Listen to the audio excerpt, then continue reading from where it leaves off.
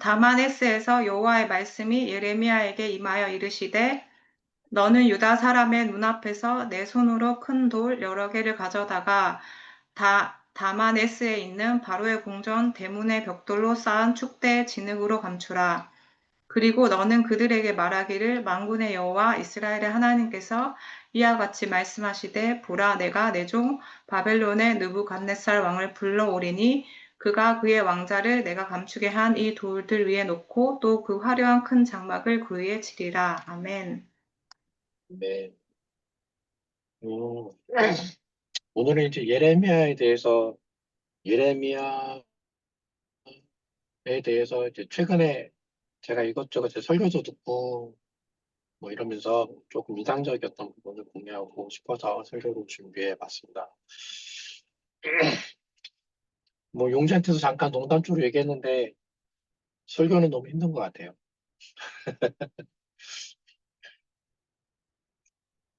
어디 갔어?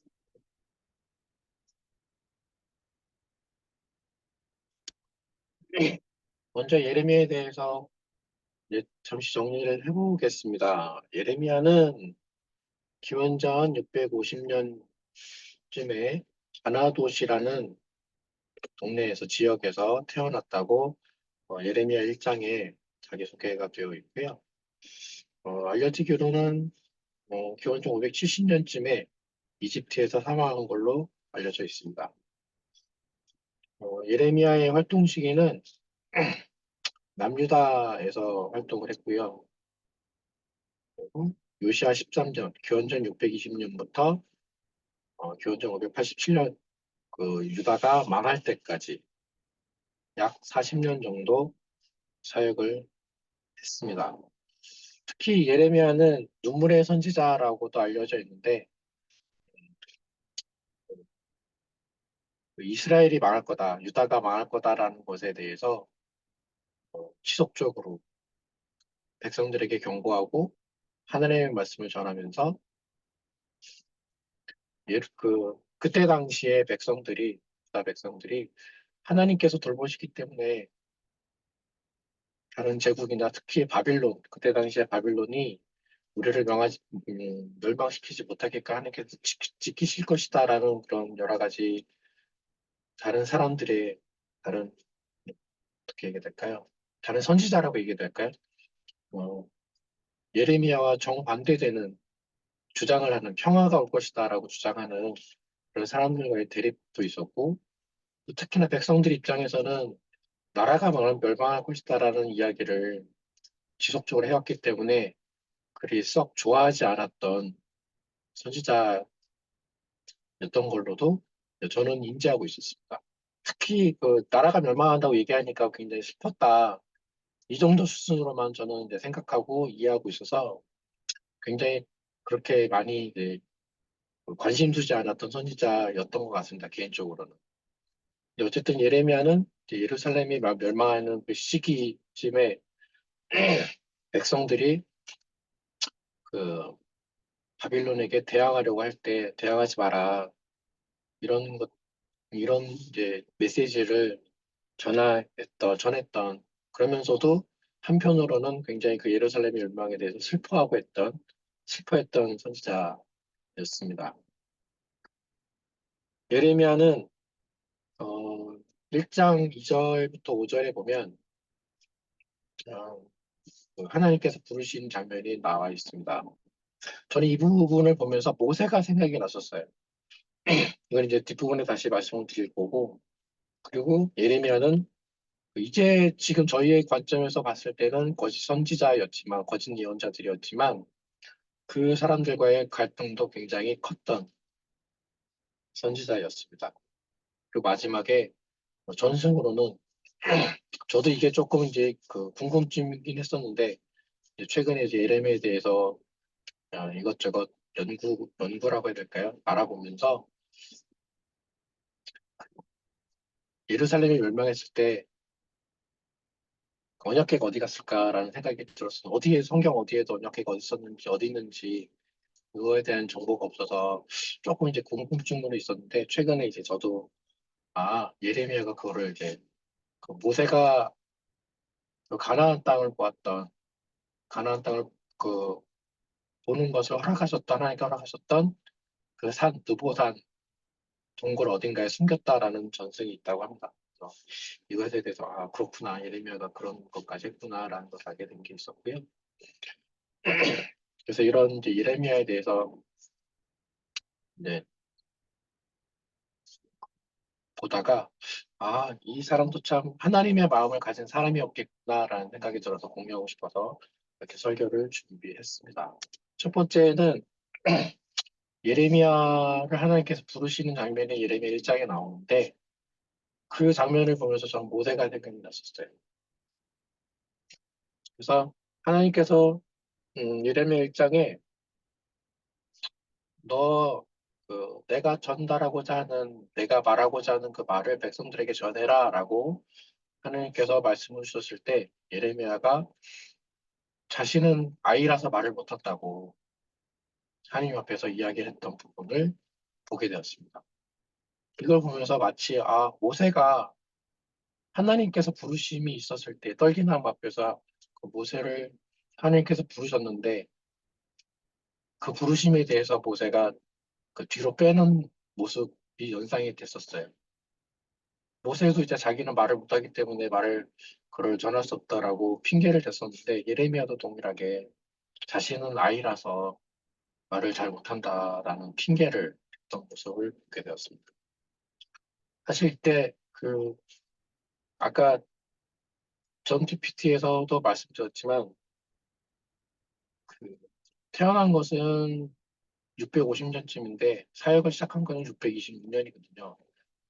나이로 따지면 사실 20대이기 때문에 정말 육신적으로 봤을 때는 애라고 말하기에는 조금 부족했던 사람이 아닌가라는 생각도 들었지만 어쨌든 이거는 어떤 면에서는 하나님의 부르심이 정말 있었을 때 어느 누구나 자연스럽게 제일 처음 하게 되는 반응이자 핑계가 아닐까라는 생각도 해봤습니다. 만약에 제 입장에서 하나님께서 제게 이런 백성들에게 하나님의 말씀을 전하라는 그런 사명을 주시려고 불렀을 때 제가 어떤 반응을 할까도 생각을 해봤는데 저도 비슷하게 반응하지 않았을까라는 생각도 해봤습니다. 그만큼 이제 부담스럽고 두렵기도 하고 이제 그, 가능하다면 좀 나서지 않고 싶은 그런 성격이라서 이런 말을 하지 않았을까도 생각을 해봤습니다. 하지만 하나님께서는 예레미야에게 이야기하십니다. 그런 소리 하지 마라. 너는 아이가 아니고 그리고 내가 너를 지킬 것이고 두려워하지 말라라는 말씀으로 예레미야가 사역을 온전하게 다시 하나님의 말씀을 온전히 믿고 시작할 수 있도록 하나님께서 말씀을 해주시면서 이제 예레미야의 사역이 시작이 됩니다.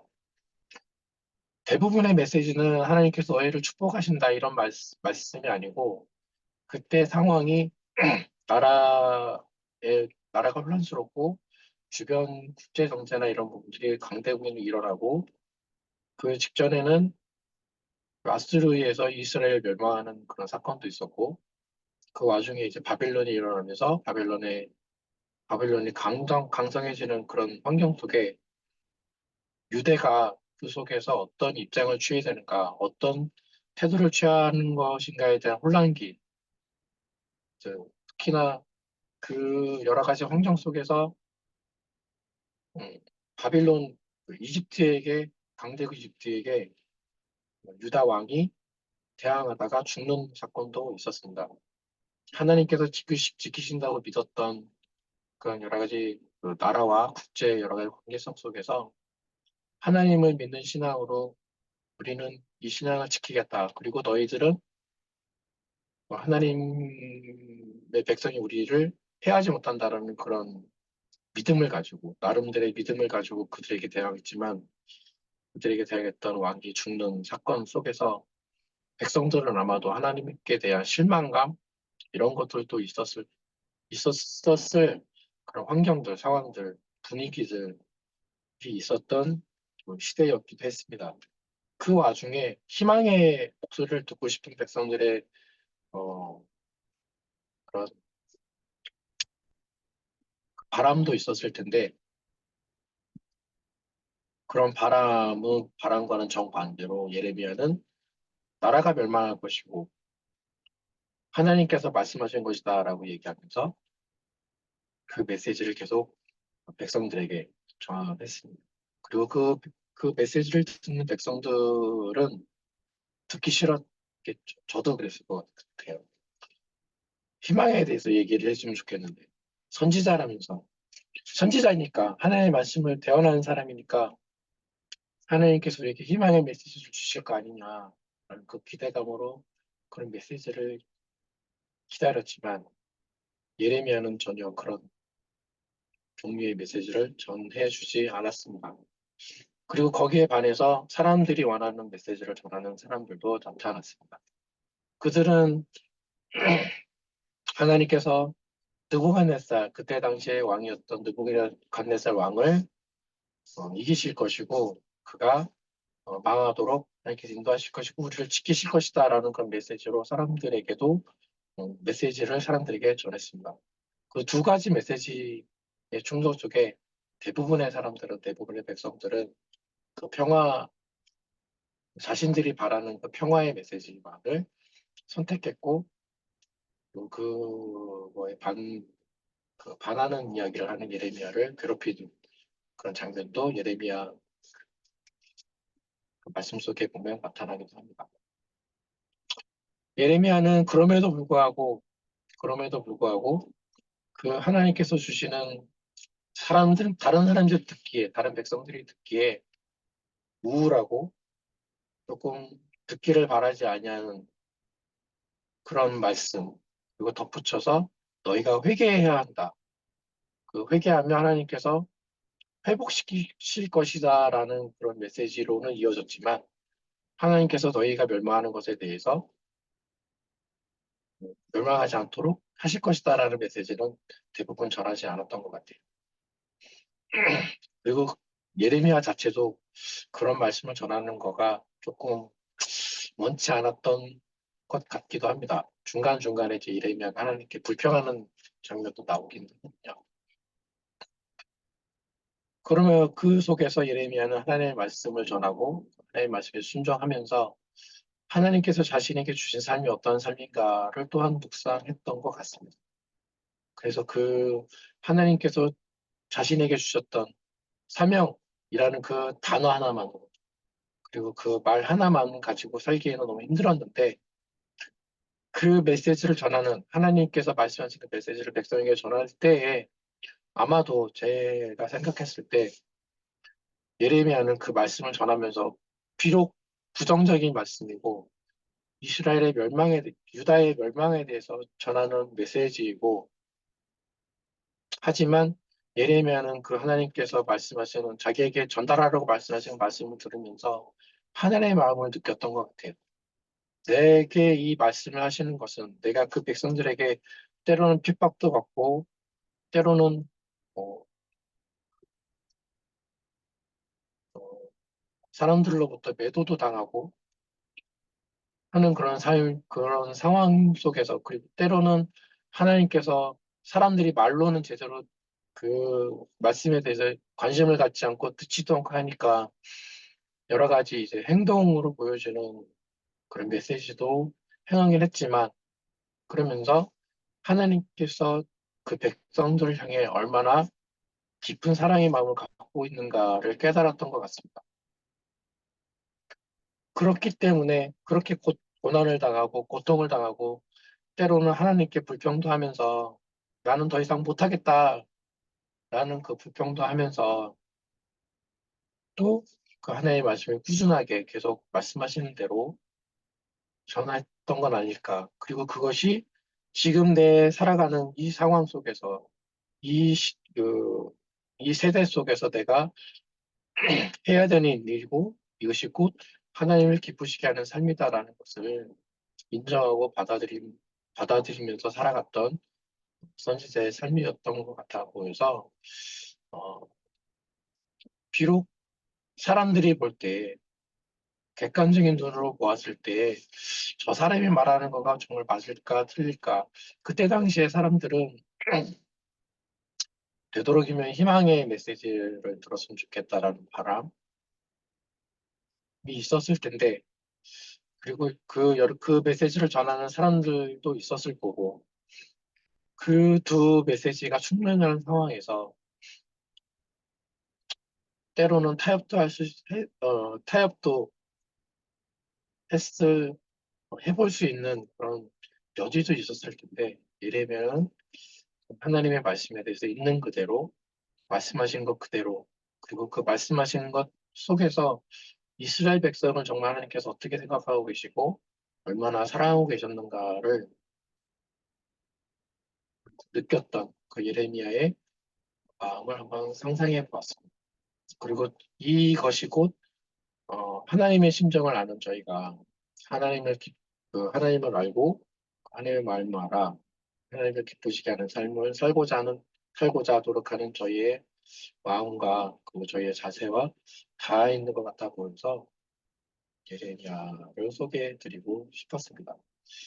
그렇게 이제 40년을 유대에서 사역을 했습니다. 그리고 결국에는 예레미야가 얘기했던 대로 예루살렘을 멸망하게 되었고요. 멸망하게 되었고, 그 예레미야의 그 메시지를 유다 사람들만 들었을 뿐만 아니라, 그 이집트 사람들도 그 메시지를 들었고, 그 메시지가 곧 자신들에게 도움이 됐다라고 판단했던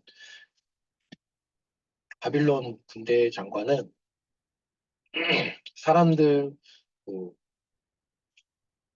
유다 사람들을 포로로 데려가기 전에, 잡아서 데리고 가기 전에 그 예레미야에게 제안을 합니다.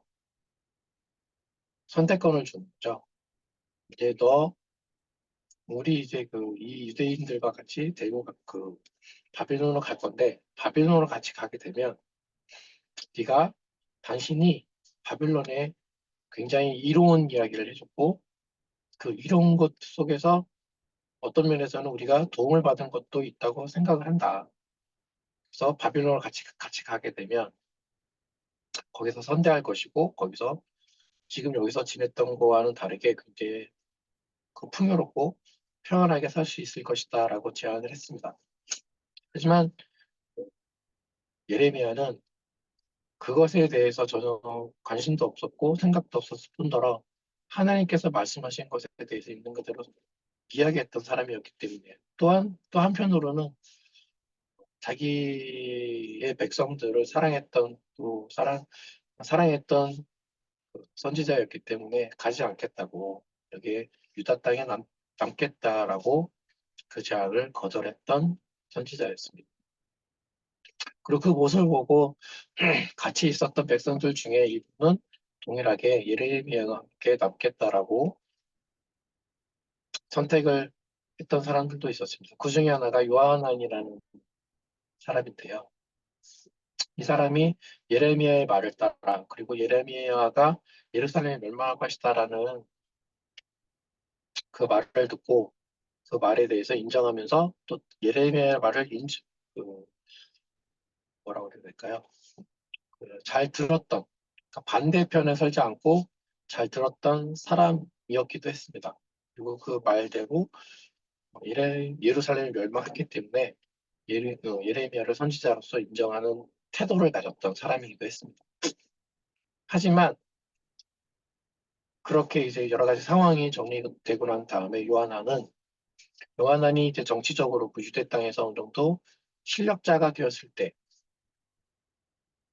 그 유대 백성들을 조금 이끄는 지도자로서의 위치에 조금 영향력을 끼치는 상황이 되었을 때 요하나는 예레미야에게 묻습니다. 지금 이집트가 바빌론을 치려고 하는데 내가 생각할 때 어떻게 하면 좋겠는지 하나님께 묻고 하나님께 기도해서 어, 하나님의 말씀을 우리에게 전해달라. 그리고 그 말씀대로 우리가 따르겠다라고 예레미야에게 제안을 하게 되는 상황이 생겼습니다. 바로 직전인데요. 예레미야 41장, 42장 이때쯤에 나오는 이야기들인데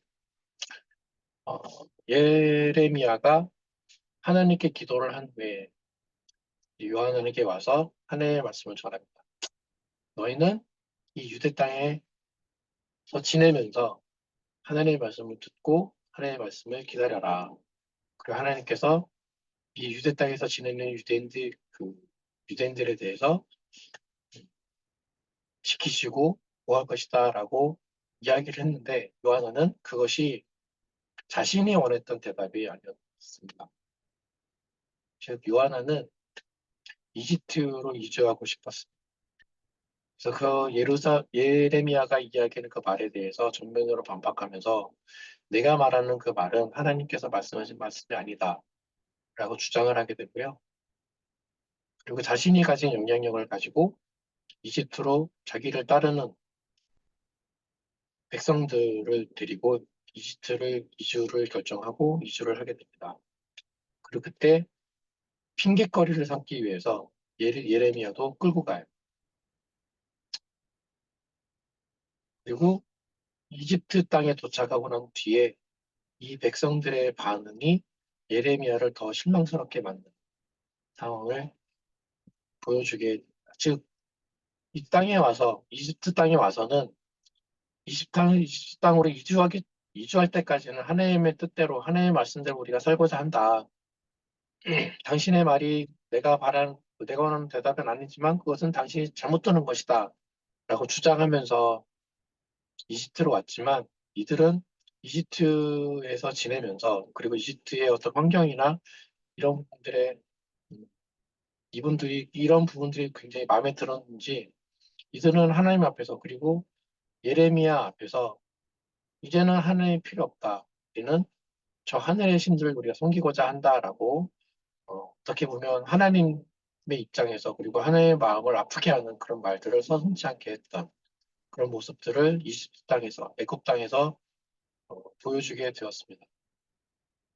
그래서 그 모습을 봤을 때 예레미야가 생각할 때 자신이 40여 년 동안 예루살렘이 멸망한다라는 그 메시지를 사람들이 싫어한다는 것을 알면서도 하나님께서 말씀하신 것까지 그 멸망에 대한 메시지와 그리고 회개에 대한 메시지를 계속 전했는데 그 40여 년 동안의 그 동일한 그 메시지를 지금 이집트 땅으로 이주한 이후에 이스라엘 백성들이 보여주는 그 모습을 보면 자신이 40년 동안 사역했던 그 사역이 정말 어떤 의미가 있을까라는 생각을 들 정도로 완전히 하나님으로부터 되돌아서는 그 백성들을 볼 때, 예레미야의 마음이 얼마나 아팠을까 하는 생각을 해보게 되었습니다. 그리고 특히 지난 여름 수련회 때 교수님께서 잠깐 지나가시면서 말씀하신 게 있었는데, 하나님께서 1차로 이스라엘 백성들을 이끌고 오셨을 때 가나안 땅에 들어가지 못했던 1세대를 바라보시면서 당신의 실패라고 여겼을 수도 있다. 여기섰을 것이다. 라고 하셨던 교수님의 말씀이 생각이 났어요. 마치 그 장면이 예레미야의 입장에서 그리고 예레미야의 상황에서 하나님께서 느끼셨을 실패의 모습일 수도 있었겠다.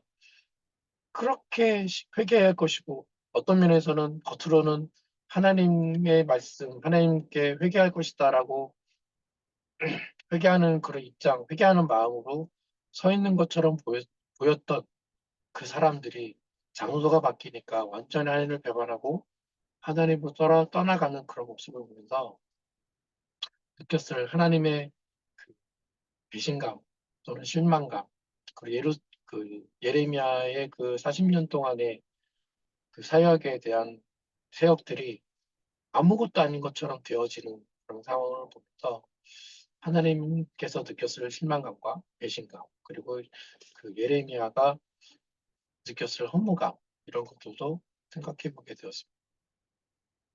그럼에도 불구하고 하나님께서 예레미야에게 말씀을 해주십니다. 그게 이제 오늘 그 읽은 말씀인데요. 예레미야에게 하나님께서 하신 말씀은 너희가 지금 기대고 있고 너희가 평안하게 살 것이라고 이 이집트 땅에서 살면 평안할 것이라고 얘기하는 그 믿고 있는 그 믿음이 아무것도 아니다라는 것을 예레미야를 통해서 하나님께서 말씀해 주십니다. 즉 다바네스에 있는 다바네스라는 지역에 있는 지금 이 예레미야가 있는 지내고 있는 그 다바네스라는 동네에 커다란 돌을 들어다가 이집트 왕궁 그 성벽 돌 밑에 그 묻으라고 하나님께서 말씀을 하시고 그 말씀하신 것에 대해서 예레미야가 그대로 행동을 하게 됩니다.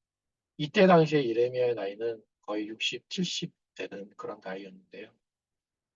거의 말년에 자신의 어떤 사역에 대해서 아무것도 아닌 것처럼 수포로 만들어 버린 그 백성들을 향해서 어떤 면에서는 포기해도 되는 이제 다 필요 없다. 내가 했던 것에 대해서 아무것도 아닌 것을 만들어버린 너희에게 내가 이 말을 할 수 없다라고 거절할 수도 있고 그냥 손 놔버릴 수도 있는데 하나님께서 하시는 그 말씀에 대해서 이르면은 그 말씀대로 그대로 합니다. 즉 그 메시지는 오늘 읽었던 43장 8절에서 10절에서 행동을 통해 보여준 돌을 어, 애굽 성의 성벽 밑에 묻는 땅을 파서 묻는 그 행동을 통해서 이스라엘 백성들에게 보여주는 예레미야의 메시지는 너희가 믿고 있는 그 이집트 또한 망할 것이다 라는 것을 하나님께서 그리고 예레미야를 통해 전달하셨습니다. 그 말을 듣는 동일하게 너희가 하는 이 하나님을 저버린 너희가 이집트를 기대려고 하지만 그것 또한 헛되다라는 것을 말로는 통하지 않으니까 여러 가지 행동을 통해서 여러 가지 그 상징적인 어떤 모습을 통해서 백성들에게 말씀하시는 그 하나님의 집념도 보이게 되었고요. 그 하나님의 편에 서서 모든 사람이 예레미야를 거절해도 하나님 옆에 온전하게 서서 그 말씀을 전했던 예레미야의 그 모습도 굉장히 존경스러운 모습이기도 했습니다. 그리고 그렇게 했던 이유 중에 하나는 좀 전에 제가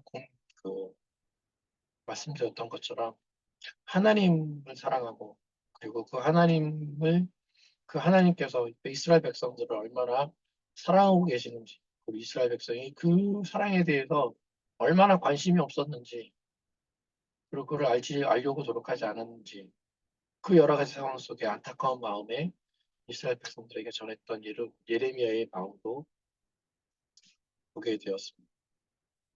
그리고 그것은 곧 하나님의 마음에 내 심정 속에 온전하게 속해 있었던 예레미야였기에 그 많은 사람들이 거절했음에도 불구하고 하나님의 그 마음을 따라 전했던 예레미야가 아니었는가 그런 것들을 이제 생각해 보게 되었습니다.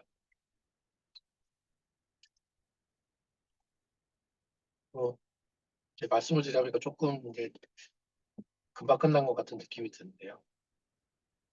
중요한 거는 이제 저희 하심에서 제가 거의 이제 대학 시절부터 지금 현재 상황까지 가르치기도 하고 또 교수님을 통해서 듣기도 하고 그 묵상하기도 했던 그것이 동일하게 예레미야를 통해 보게 된 것 같아서 공유하고 싶어서 그리고 나누고 싶어서 이 말씀을 준비했고요. 저희가 하나님을 아는 그리고 하나님의 심정을 조금 아는 사람들로서 이 하나님의 마음을 가지고 저와 그리고 제 주변과 이 나라와 전 세계 사람들에게 그 하나님의 사랑을 작지만 또는 어떤 다른 방식으로든 하나님을 전하는 데 있어서 힘쓰는 저희가 되었으면 좋겠다라는 마음을 공유하고 싶고요. 이 말씀, 그 하나님의 마음을 더 많이 알아가는 힘쓰는 저희가 되었으면 좋겠습니다. 이상입니다. 아멘, 아멘. 예, 우리 헌신 찬양 1절하고 우리 이신기 형제님 그 기도로 우리 헌신 기도 올려드리겠습니다. 어, 헌신 찬양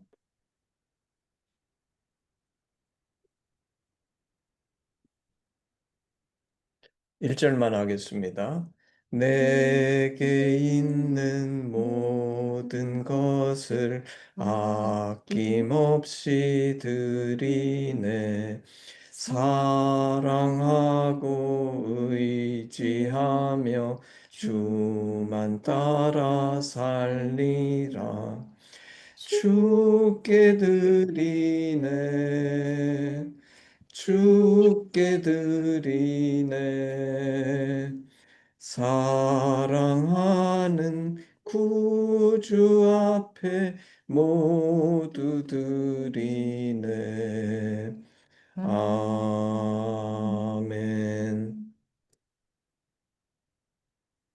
하나님 아버지, 저희 여기 있습니다. 하나님의 마음을 알고자 하고, 그 하나님의 마음을 가능한 저희 삶을 통해서, 우리의 말을 통해서 주변에게 알게 하고자 노력하는 저희가 여기 있습니다. 어떤 측면에서 제3자인으로 봤을 때 굉장히 작은 것이고, 뭘 하고 있나라고 느껴지는 상황이고, 어떤 영향력이 있나라고 보여지는 부분도 있지만, 그럼에도 불구하고 저희는 하나님을 믿습니다. 하나님의 그 마음이 어떤지 압니다. 그 마음이 우리 안에 존재하게 해주시면 좋겠습니다. 아직 부족합니다. 그렇지만 우리가 삶을 통해서 말을 통해서 전하는 그 하나님의 심정이 하나님을 알고자 하고 하나님에서 살지 못하는 그 사람들에게 전달될 수 있었으면 좋겠습니다. 그리고 그들이 하나님의 그 은혜 안에서, 하나님의 그 사랑 안에서 살게 되었으면 좋겠습니다. 예레미야가 시대의 종말에 나라가 멸망하는 그 시점 속에서 그럼에도 불구하고 하나님의 말씀이기 때문에 하나님께서 그들을 향한 그 마음이 어떠한가를 알기 때문에 자신을 싫어함에도 불구하고 자신을 핍박함에도 불구하고 있는 그들 그 말씀을 전했던 그 예레미야의 마음처럼 하나님을 전하고자 하는 우리의 마음이 동일했으면 좋겠습니다. 예레미야를 기억하고 하나님을 기억하고 저희가 하나님의 은혜 안에서 하나님의 그 마음 안에서 살게 되기를 소망 해 주시고 축복하여 주십시오. 감사드립니다. 예수님 이름으로 기도드립니다. 네. 우리 헌신 기도문으로 예배를 마치겠습니다. 아바 아버지, 예수님의 죽으심과 부활하심으로 우리를 향한 당신의 사랑을 확증하시고 예수 안에 성령으로 당신과 하나 되게 하시니 감사합니다. 구하오니 우리 공동체가 당신 안에 더욱 하나 되게 하시고 우리를 온전케 하사 대한민국과 열방 가운데 당신의 심정이 더욱 증거되게 하시옵소서. 나라와 권세와 영광이 아버지께 영원히 있사옵나이다. 아멘. 아멘. 예, 예배를 마쳤습니다.